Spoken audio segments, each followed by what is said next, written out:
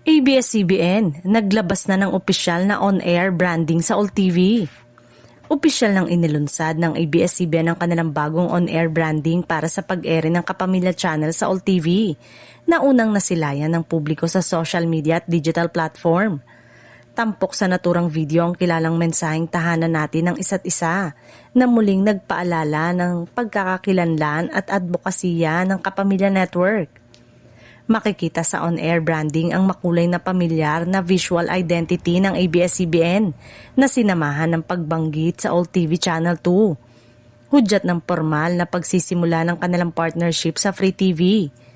Ayon sa anunsyo, inaasahang magsisimula ang pagpapalabas ng Kapamilya Channel sa All TV ngayong January 2, bagay na ikinatuwa ng maraming manonood.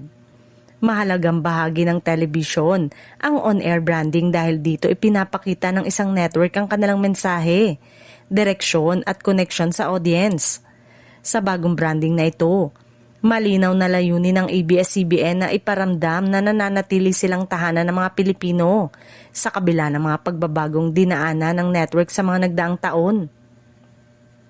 Para naman sa All TV, ang pagdadala ng Kapamilya Channel sa kanilang himpilan ay isang malaking hakbang upang mapalakas ang kanilang programming at mapalawak ang reach sa mas maraming manonood sa buong bansa. Inaasahang makakatulong ito sa mas maigting na kompetisyon sa Free TV landscape. Sa kabuuan, ang opisyal na on-air branding ng ABS-CBN sa All TV ay hindi lamang simpleng video, kundi simbolo ng panibagong yugto para sa Kapamilya Network at sa Free TV. Isa itong patunay na patuloy na bumabangon at umaangkop ang ABS-CBN upang manatiling malapit sa sambayanang Pilipino.